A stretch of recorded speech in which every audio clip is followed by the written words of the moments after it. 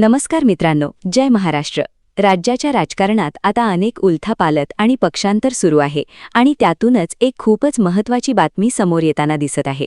तिचंच महत्त्वपूर्ण बातमी आपण बघणार आहोत. मला कोणत्याही पक्षाकडून ऑफर आलेली नाही, पण भविष्यात तशी ऑफर आली तर विचार करू. शरद पवार गटाचे खासदार अमोल कोल्हेचे हे विधान. अर्थात आपल्या या विधानाचा चुकीचा अर्थ लावला गेला असं कोल्हेंनी स्पष्ट केलं.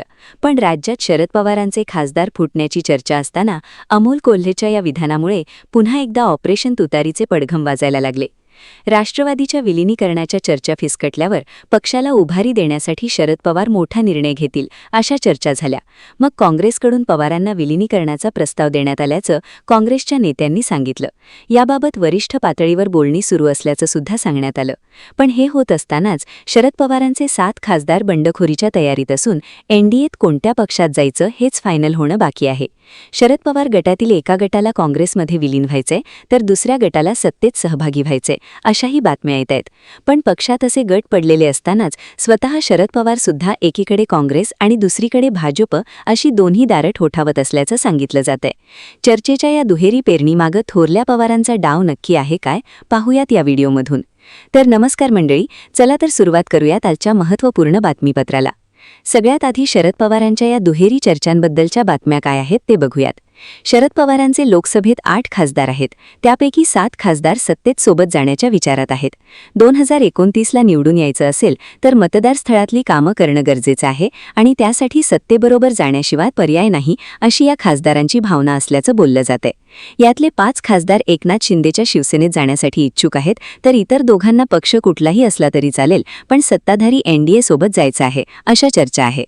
तर शरद पवार गटाच्या 10 आमदारांमध्ये सुद्धा 2 गट असून एका गटाला काँग्रेसमध्ये विलीन व्हायची इच्छा आहे तर दुसऱ्या गटाला सत्ताधारी महायुतीसोबत जाण्याची इच्छा असल्याचं सांगितलं जातंय.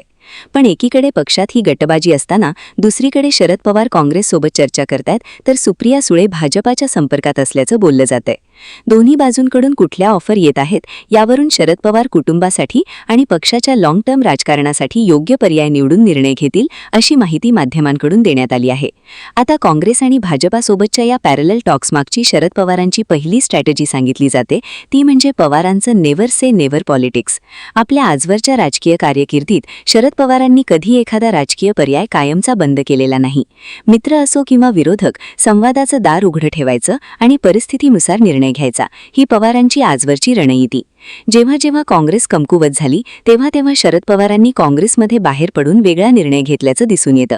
1978मध्ये काँग्रेसमधून बाहेर पडत पुलोदचा प्रयोग पवारांनी केला आणि ते सगळ्यात तरुण मुख्यमंत्री झाले.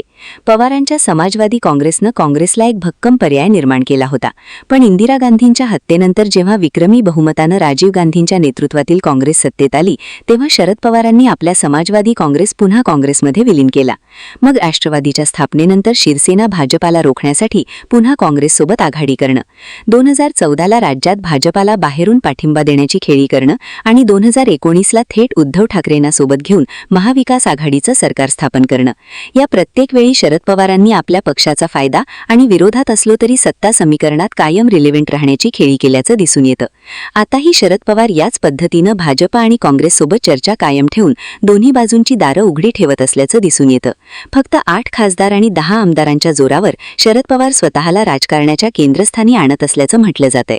तसंच दोन्ही पर्याय जिवंत ठेवून पक्षातली संभाव्य फूट रोखण्याचीही पवारांची खेळी असल्याच्या चर्चा होत आहेत. शरद पवारांच्या दुहेरी चर्चांमागचं दुसरं कारण सांगितलं जातं ते म्हणजे नेतृत्वाचा बॅलन्स. काँग्रेसमध्ये विलीन झालो तर आपल्या एका निष्ठावंताला महाराष्ट्र काँग्रेस प्रदेशाध्यक्षपद आणि सुप्रिया सुळेंना उपाध्यक्षपद मिळावं, तसंच काँग्रेसच्या कार्यकारिणीत योग्य ते प्रतिनिधित्व मिळावं अशी पवारांची अट असल्याचं सांगितलं जातं. तर भाजपासोबत जाण्यासाठी केंद्रात सुप्रिया सुळेंना कॅबिनेट मंत्रीपद आणि पवारांच्या इतर 2 विश्वासू नेत्यांना मंत्रिपदाचा दर्जा अशा पवारांच्या अटी असल्याच्या बातम्या येत आहेत. सध्या राष्ट्रवादी काँग्रेसमध्ये पुढच्या नेतृत्वावरून वेगवेगळे प्रवाह दिसून येत आहेत. ज्येष्ठ नेते जयंत पाटील यांची राज्यातील पकड, पुढच्या पिढीचं प्रतिनिधित्व करणारे रोहित पवार यांची वाढतीय सक्रियता आणि पहिल्यापासून राष्ट्रीय राजकारणात असलेल्या सुप्रिया सुळे यामुळे पक्षातल्या भविष्यातील नेतृत्वाबाबत विविध शक्यता व्यक्त केल्या जात आहेत. आता पक्ष पवार कुटुंबाच्याच हातात ठेवण्यासाठी शरद पवारांनी सुप्रिया सुळेंना नेतृत्व दिलं तर राज्याच्या राजकारणात अनेक वर्ष सक्रिय असलेले पक्षातील ज्येष्ठ नेते भविष्यात सुप्रिया सुळेंचं नेतृत्व कितपत स्वीकारतील करतील हा प्रश्न आहे.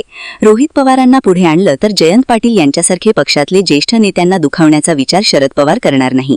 त्यामुळे पक्षात नेतृत्वाचा संघर्ष निर्माण न होऊ देता प्रत्येक गटाला योग्य स्थान मिळेल अशी मांडणी करण्याचा शरद पवारांचा प्रयत्न असल्याचं बोललं जातंय. जर शरद पवारांची राष्ट्रवादी काँग्रेसमध्ये विलीन झाली तर जयंत पाटील यांच्यासारख्या ज्येष्ठ नेत्यांना महाराष्ट्र काँग्रेसच्या प्रदेशाध्यक्ष पदासारखी महत्त्वाची जबाबदारी मिळू शकते.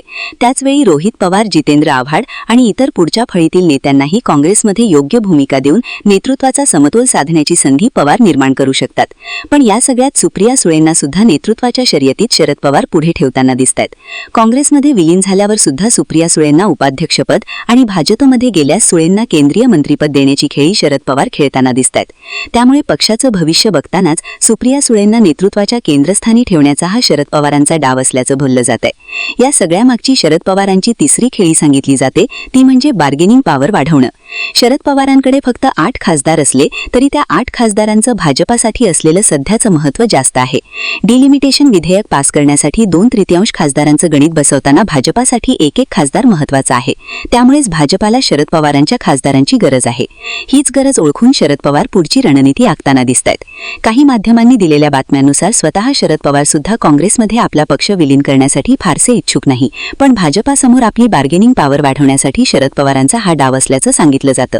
आता गरज असली तरी शरद पवारांच्या खासदारांना थेट पक्षात सामील करून घ्यायला भाजप फारसे इच्छुक नाही. तसंच पवारांच्या खासदारांना केंद्रीय मंत्रिमंडळात मंत्रिपदाच्या चर्चा सुद्धा भाजपाच्या सूत्रांकडून फेटाळण्यात आल्यात.